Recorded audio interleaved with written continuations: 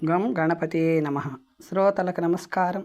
మన ఛానల్కు స్వాగతం. పద్మ మహాపురాణం సృష్టిఖండం 33వ భాగం.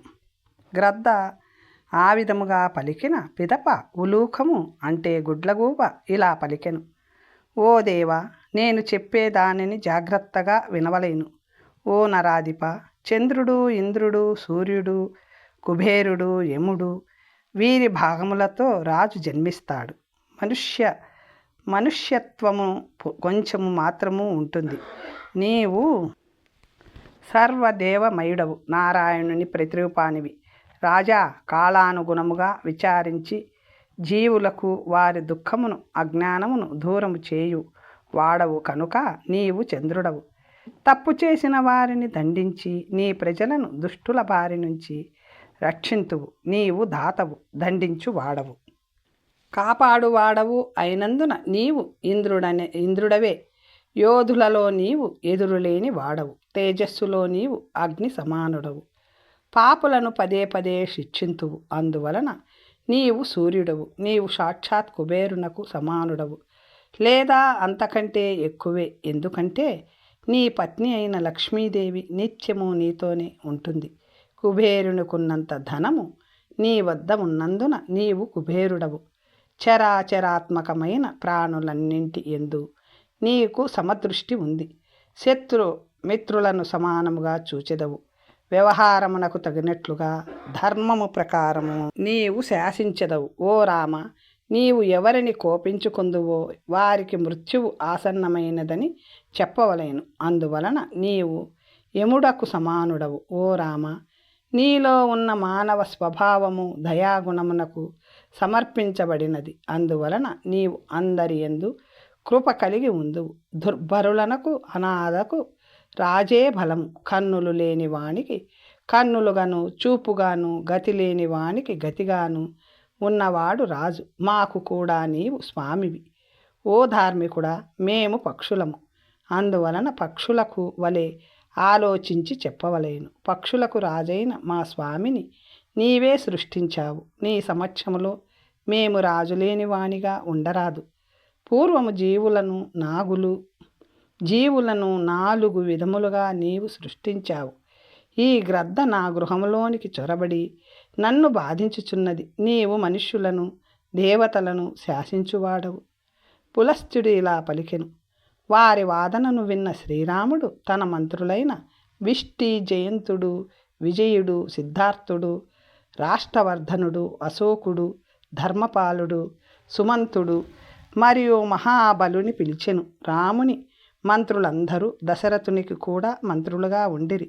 వీరు నీతియుక్తులు, సర్వశాస్త్ర విశారదులు, కులీనులు, మంచి కులములో పుట్టినవారు, శాంత చిత్తులు, రాజనీతి శాస్త్రములో పండితులు, మహాత్ములు, ఆలోచించి నిర్ణయం తీసుకోవటంలో నిపుణులు. శ్రీరాముడు వీరందరితో పుష్పక విమానంలో దిగి వివాదించుకుంటున్న గ్రద్దతోనూ ఉలూకముతోనూ ఇలా ప్రశ్నించెను. ఓ గ్రద్ద, నీవెన్ని సంవత్సరముల నుంచి నీవిక్కడ ఇల్లు కట్టుకొని ఉన్నావు? నీకు నిజం తెలిస్తే చెప్పు అనెను. అప్పుడు శ్రీరాముని మాటలు వినిన గ్రద్ద ఇట్లు పలికెను. ఓ రామ, ఉన్నతమైన బాహువులు గల ఈ భూమి నిండిన నాటి నుంచి నేనిక్కడ నివాసముంటున్నాను. ఆ మాటలు విన్న ఉలూకము, ఓ రామ, ఈ పృథ్వీతో చెట్లు పుట్టినప్పటి నుంచి నేనిక్కడ నివసిస్తున్నాను అని పలికెను. శ్రీరాముడు ఆ మాటలు విని సభాసదులతో ఇలా పలికెను. వృద్ధులు లేని సభ కాదు. ధర్మము చెప్పని వృద్ధుడు కాదు. సత్యము లేని ధర్మము కాదు. వంచనతో కూడిన సత్యము కాదు. సభాసదులు సభకు వెళ్ళి మాట్లాడకుండా ఏదో ఆలోచిస్తూ వచ్చిన విషయము గురించి మాట్లాడకుండా కూర్చుంటే వారా అసత్యవాదులతో సమానులు. విషయము తెలిసి కూడా కామము, పక్షపాతము వలన కానీ, కోపము వలన కానీ, భయము వలన కానీ చెప్పని వానిని వరుణుని 1000 పాశముల బంధించును. 1 సంవత్సరము తర్వాత 1 పాశము నుంచి విముక్తుడగును. అందువలన తెలిసిన విషయాన్ని, సత్యాన్ని వెంటనే చెప్పవలేను. శ్రీరాముని మాటలు విన్న సచివులు ఇలా పలికిరి. మహామతి, ఉలూకము చెప్పు మాటలలో నిజము కనిపిస్తున్నది. గ్రద్ద మాటలలో కాదు ఓ రాజా, రాజే పరమాగతి. కావున అంతిమ నిర్ణేతవు నీవే ఓ రాజా. ప్రజలకు రాజే మూలం, అతడే సనాతన ధర్మము. రాజుచే పరిపాలింపబడిన వారు ఎన్నటికీ దుర్గతిని పొందరు. అటువంటి వారిని యముడు కూడా విడుచును. మంత్రుల మాటలు విన్న శ్రీరాముడు ఇలా పలికెను. ఓ మంత్రులారా, పూర్వకాలంలో చెప్పబడిన కథ ఒకటి మీకు చెబుతాను, వినండి. చంద్ర సూర్య నక్షత్రములతో పాటు ఆకాశము, పర్వతములతో కూడిన భూమి, చరాచరములతో ప్రళయకాల జలార్ణవముతో మునిగెను. సమస్తము ఒక ఆకాశము వలె అగుపించెను. భూదేవి, లక్ష్మీదేవి విష్ణువు ఉదరంలో ప్రవేశించిరి. వారిని ఉదరములో నిలిపి విష్ణువు నీటిలో ప్రవేశించి కొన్ని వందల సంవత్సరములు నిద్రించెను. విష్ణువు శయనించిన సముద్రం చాలా పెద్దదిగా తెలుసుకొని బ్రహ్మదేవుడు తనకున్న శక్తితో నారాయణుని ఉదరములో ప్రవేశించెను. అప్పుడు విష్ణువు నాభి నుంచి ఒక బంగారు కమలము ఉద్భవించినది. మానవాతీత శక్తి కలిగిన బ్రహ్మదేవుడు విష్ణువు ఉదరములో నుంచి నాభి ద్వారా కమలంలో నుంచి బయటకు వచ్చెను. సృష్టి చేయవలెనను కోరికతో బ్రహ్మ భూమిని, వాయువును, పర్వతములను, చెట్లను నాటి మధ్యలో నివసించు జీవులను, మనుష్యులను,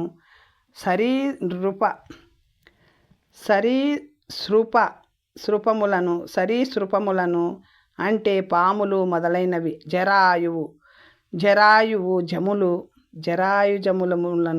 జరాయుజములను, మధుకైఠబులను రాక్షసులు పుట్టిరి. వారిద్దరూ మహావీరులు, ఘోరమైన రూపము కలవారు. వీరు గర్వితులు. వారు బ్రహ్మదేవుని చూసి కోపించి బ్రహ్మను భక్షించుటకు కడు వేగముతో అటువైపు పరిగెత్తిరి. అది చూసిన జీవులన్నీ ఒక్కొక్కటిగా వెళ్ళిపోయెను. యుద్ధము చేయవలెనన్న కోరికతో వచ్చిన వారిరువురిని విష్ణువు సంహరించెను. భూమి స్థిరముగా ఉండుటకు వారి మేధస్సుతో భూమిని పెంచెను. ఆనాటి నుంచి మేధస్సు వాసన కలిగి ఉండుట వలన భూమి మేధిని అని పిలువబడినది. అందువలన ఈ గృహము గ్రద్దది కాదు, ఉలూకానిదే అసత్యము పలికిన ఈ గ్రద్ద పాపి. ఇతరుల గృహాన్ని తనదిగా చేసుకొనుటకు ప్రయత్నిస్తున్నది. ఈ గ్రద్ద నిస్సందేహముగా దండనీయమైనది. ఆ సమయంలో అంతరిక్షంలో నుంచి అశరీరవాణి ఇలా పలికెను. ఓ రామ, తపోబలము వలన దగ్ధమైన ఈ గ్రద్దను చంపవద్దు ఓ జనేచ్చరా. పూర్వము ఈ ప్రజానాథుడు గౌతమ మునిచే దగ్ధము కావింపబడెను. ఇతని పేరు బ్రహ్మదత్తుడు. ఇతడు సూర్యుడు, సత్యవాది, శుచి అయి ఉండెను. ఒకసారి బ్రహ్మదత్తుడు ఆహారమును యాచించుటకై గౌతముని వద్దకు వెళ్ళెను. ఆ ఋషి స్వయముగా అర్ఘ్యపాద్యములను బ్రహ్మదత్తునికిచ్చెను. అంతేకాదు స్వయముగా ఆహారము ఏర్పాటు చేసెను. బ్రహ్మదత్తుడు గౌతముని గృహములో ప్రవేశించి పుష్టిగా ఉన్న మునిపత్ని స్తనములను చేతితో వాటిని ముట్టెను. అది చూసిన గౌతముడు కోపోద్రిక్తుడై గ్రద్దవు కమ్మని శపించెను. అప్పుడు రాజు ఋషితో, ఓ మహాభాగా, నా యందు దయచూపు, నాకు శాప విమోచనము కలిగించు అని పలికెను. దయామయుడైన ఆ ఋషి రాజు మాటలు విని, రాజా, రఘుకులములో రాజీవలోచనుడు మహాయశస్సు కలిగిన శ్రీరాముడు అవతరించును. ఇక్ష్వాకు కులముకే భూషణమైన ఆ శ్రీరాముని ధరించినప్పుడు నీకు శాప విమోచనం కలుగును. ఆ మాటలు విన్న శ్రీరాముడు గ్రద్దను చూసినంతనే బ్రహ్మదత్తునకు గ్రద్ద రూపం పోయి గంధమాల్యాను లేపనుడై దివ్యరూపుడై ఇలా పలికెను. ఓ ధర్మజ్ఞ, ఓ రాఘవ, నీ అనుగ్రహము వలన ఘోరమైన నరకము నుంచి విముక్తుడనయ్యాను. నీవు నన్ను పాప విముక్తుడను చేశావు. నేను నా గ్రద్ద రూపము నుంచి విముక్తుడనయ్యాను. పిదప బ్రహ్మదత్తుడు ఉలూకముతో, ఓ కౌశికుడా, ఓ ధర్మజ్ఞుడా, నీవు నీ స్వగృహమునకు వెళ్ళు. నేను సంధ్యావందనమును ముగించుకొని నేను అగస్త్య ముని వద్దకు వెళ్తాను అని పలికెను. శ్రీరాముడు నీటిని సృజించి సంధ్యావందనము ముగించి కుంభయోని సంభవుడైన అగస్త్య మహాముని ఆశ్రమంలో ప్రవేశించెను.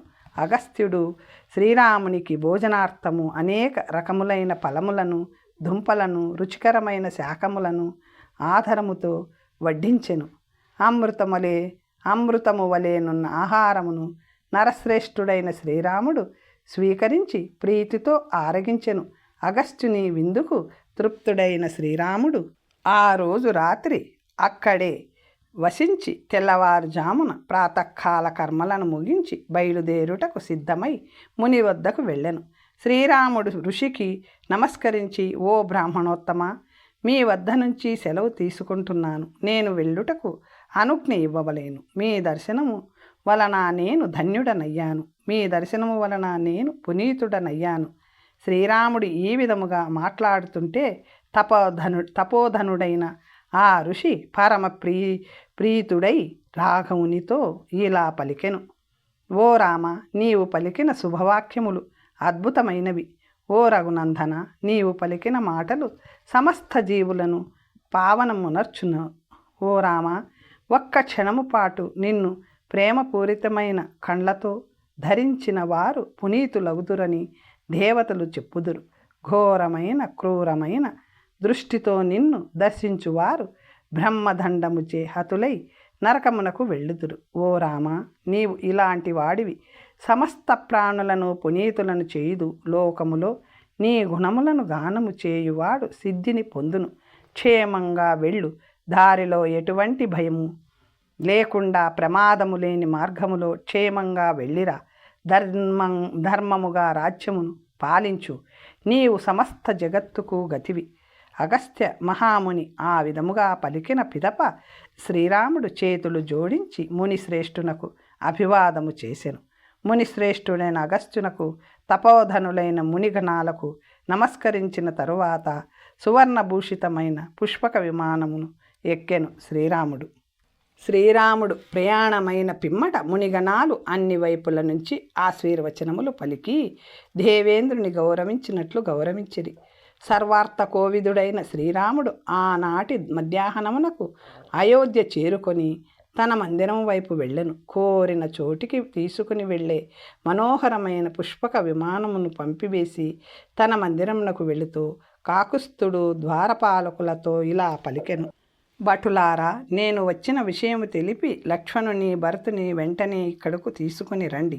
శ్రీరాముని మాటలు విన్న ద్వారపాలకులు 2 కుమారుల వద్దకు లక్ష్మణుడు భరతుడు వెళ్ళి వారిని ఆహ్వానించి తీసుకొని వచ్చి శ్రీరామునికి వారి రాకను తెలిపిరి. రాముని ఆజ్ఞానుసారము ద్వారపాలకులు భరత లక్ష్మణులను తీసుకొని రాగా వారిని చూసి శ్రీరాముడు సంతోషించెను. వారిని ఆలింగనము చేసుకొని వారితో ఇలా పలికెను. ఆ బ్రాహ్మణుని కార్యము నెరవేర్చితిని. ధర్మహేతువులైన కార్యములను ఇక ముందు చేయాలనుకుంటున్నాను. నాకు ఆత్మ సమానులైన మీతో కలిసి శాశ్వత ఫలితాన్నిచ్చే ఉత్తమమైన రాజసూయ యాగమును చేయదలిచాను. సృష్టికర్త అయిన బ్రహ్మదేవుడు పుష్కర తీర్థములో 360 యజ్ఞములను చేసెను. సోముడు రాజసూయ యాగమును చేసి సర్వలోకములో కీర్తిని ఉత్తమ స్థానమును పొందెను. మిత్రుడు ఆదిత్యుడు రాజసూయ యాగమును చేసి పునీతుడై శత్రునాశకుడయ్యెను. ఒక శుభముహూర్తములో వరుణుడు రాజసూయ యాగము చేసి లోకపాలుడయ్యెను. అందువలన మీరిద్దరూ చక్కగా ఆలోచించి హితము చెప్పండి అనెను. అప్పుడు భరతుడు ఇలా పలికెను. ఓ మహాబాహు, నీవు పరమ ధర్మపరుడవు. నీవు భూమినంతటిని పరిపాలించుచున్నావు. నీ కీర్తి అంతటా వ్యాపించినది. అమితమైన విక్రమము కలవాడవు. దేవతలు బ్రహ్మను సేవించున్నట్లు భూమిని పరిపాలించు రాజులందరూ నిన్ను సేవింతురు. మేము కూడా నిన్ను అలాగే సేవించుదుము. ఓ మహామతి, ప్రజలందరూ నిన్ను తండ్రి వలె చూస్తారు. పృథ్వీలోనున్న జీవులకు నీవే గతివి. ఇలా ఉండగా ఓ పరాంతప, నీవు యజ్ఞము చేయరాదు. పృథ్వీలోనున్న సమస్త భూతములకు వినాశనము కనిపిస్తుంది, త్వరలో వస్తుంది. ఓ రాజశార్ధూల, పూర్వము సోమునకు తారకులకు ఘోరమైన యుద్ధము జరిగినదని విన్నాము. బృహస్పతికి భార్య అయిన తారను కామముతో సోముడు ఎత్తుకు వెళ్ళిపోయెను. అప్పుడు ఒక గొప్ప యుద్ధము జరిగినది. ఆ యుద్ధములో ఎంతోమంది దేవతలు దానవులు నశించిరి. వరుణుడు చేసిన యాగములో ఘోర యుద్ధము సంభవించి అనేక మత్సరములు కచ్చపములు అనేక జలచరములు నశించినవి. ఓ రాఘవ, హరిశ్చంద్రుడు చేసిన రాజసూయ యాగము అంతములో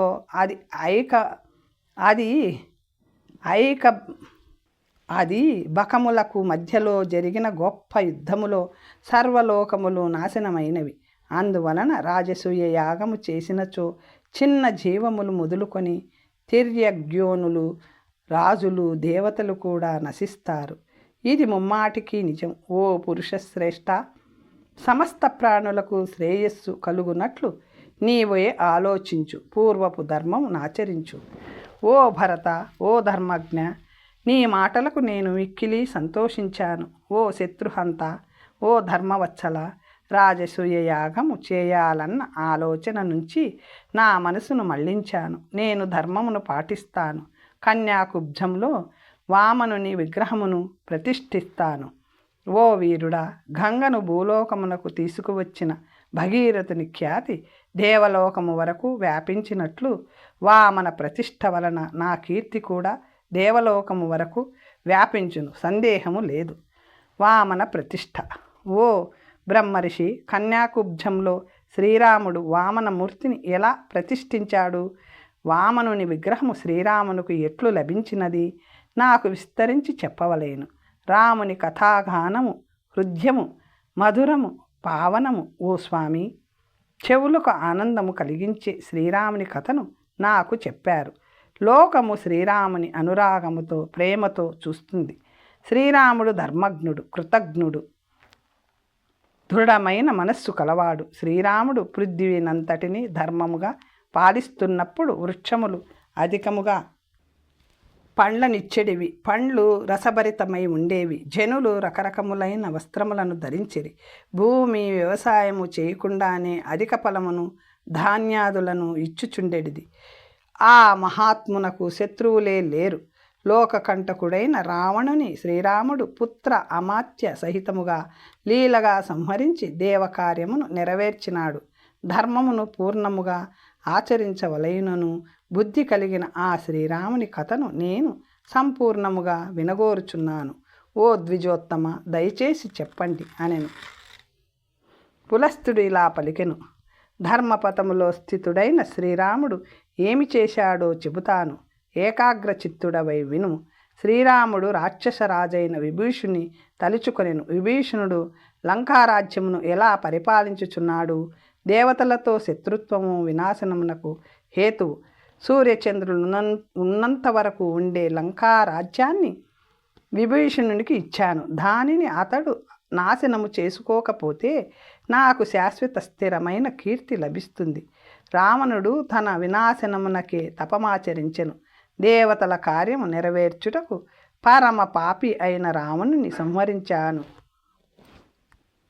విభీషణుడు ఏమి చేస్తున్నాడో స్వయముగా వెళ్ళి చూడాలి. అతడు శాశ్వతముగా ఉండుటకు హితమును మంచిని ఉపదేశించాలి. అమిత పరాక్రమవంతుడైన శ్రీరాముడు ఈ విధముగా యోచన చేస్తున్నప్పుడు భరతుడు అక్కడికి వచ్చి శ్రీరాముని చూసి ఇలా పలికెను. ఓ నరోత్తమ, నీవు ఏమి ఆలోచిస్తున్నావు? రహస్యము కాకపోతే నాకు చెప్పవలేను. అదేమైనా దేవకార్యమా లేక పరకార్యమా లేక నీ స్వంత కార్యమా?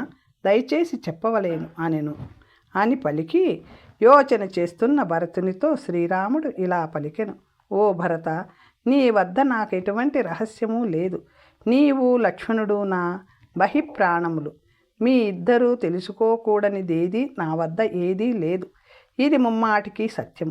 ఏ దేవతల కోసమైతే దశగ్రీవుని సంహరించానో ఆ దేవతలతో విభీషుణ్ణి సంబంధము ఎలా ఉన్నది అని నేను ఆలోచిస్తున్నాను.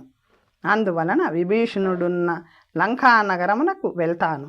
లంకాపురిని చూసి అతడు విభీషణుడు చేయవలసిన కార్యమును చెప్పి భూమినంతటిని చుట్టి అందరినీ సుగ్రీవుని చూసి మహారాజైన శత్రుఘ్నుని పుత్రులను చూసుకొని నేను వస్తాను. శ్రీరాముడు ఈ విధముగా పలుకుతున్నప్పుడు భరతుడు చేతులు జోడించి నేను నీతో పాటు వచ్చేదనని చెప్పగా శ్రీరాముడు సరే, లక్ష్మణుని అక్కడ ఉండని అని పలికి లక్ష్మణునితో ఇలా చెప్పెను. ఓ మహాబాహు, మేమిద్దరము వెనక్కి వచ్చునంత వరకు రాజ్యమును ప్రజలను నీవు రక్షించు. ఈ విధముగా లక్ష్మణుని ఆదేశించి పుష్పక విమానమును స్మరించగానే శ్రీరాముని ముందుకు వచ్చినది. కౌసల్యానందవర్ధనుడైన శ్రీరాముడు పుష్పక విమానము నెక్కెను. అనంతరము పుష్పక విమానంలో గాంధార దేశమునకు వెళ్ళిరి. అక్కడ భరతుని పిల్లలిద్దరూ రాజ్యమును పాలించుచుండిరి. వారి రాజనీతిని చూసి అక్కడి నుంచి లక్ష్మణుని ఇద్దరు కుమారులు పాలించుచున్న తూర్పు దిక్కునకు వెళ్ళిరి. రఘునందనులైన రామ భరతులు అక్కడ 6 రాత్రులు ఉండిరి. అక్కడి నుంచి విమానంలో దక్షిణ దిక్కునకు వెళ్ళిరి. గంగా యమునల సంగమ స్థానమైన ప్రయాగ తీర్థమును సేవించిరి. ఆ తీర్థములో ఎందరో ఋషులు ఆశ్రయము పొందిరి. భరద్వాజునకు నమస్కరించి అక్కడి నుంచి అత్రిముని ఆశ్రమమునకు వెళ్ళి ఆ మునితో సంభాషించి అక్కడి నుంచి జనస్థానమునకు వెళ్ళిరి. పూర్వము ఇక్కడే మన తండ్రికి స్నేహితుడైన జటాయువును చంపి రావణుడు నీ సీతను ఎత్తుకు వెళ్ళిపోయెను అనెను శ్రీరాముడు. ఇక్కడే నాకు బుద్ధి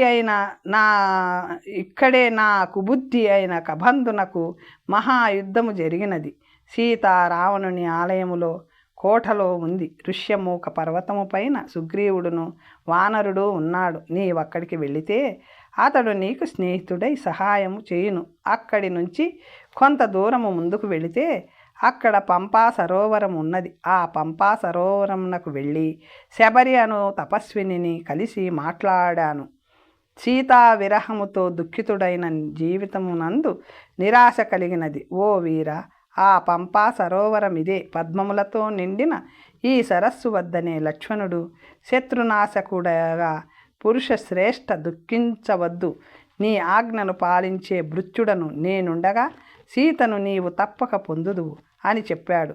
ఇక్కడే నేను వర్షాకాలమున 100 సంవత్సరముల వలె గడిపాను.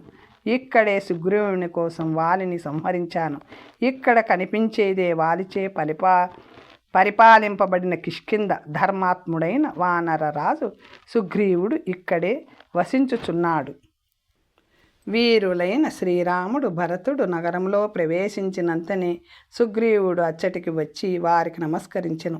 వారిని చూసి, ఓ వీరులారా, మీరెక్కడికి వెళుతున్నారు? మీరు చేయబోయే కార్యమేమిటి అని పలికి వారిద్దరినీ ఆసీనులు కావించిన అర్ఘ్యము సమర్పించి గౌరవించెను. ధర్మవంతుడైన రఘునందనుడు సభలో ఆసీనులైన పిదప అంగదుడు, హనుమంతుడు, పవనుడు, నీలుడు, పాటలుడు, గౌవుడు, గవాక్షుడు, మహాయసుడైన పవనుడు, మంత్రులు, పురోహితులు, దైవజ్ఞుడైన జ్యోతిష్కులు, దది వక్రకుడు, నీలుడు, శతబలి, మైంధుడు, ద్వివిధుడు, గంధమాదనుడు, వీరబాహుడు, సుబాహుడు, వీరసేనుడు, వినాయకుడు, సూర్యుని వలె ప్రకాశించే కుముదుడు, సుషేనుడు, వృషభుడు, వినుతుడు, భీమ విక్రముడైన గౌడు, వృక్షరాజు, ధూమ్రుడు వారి వారి సైన్యములతో వచ్చిరి.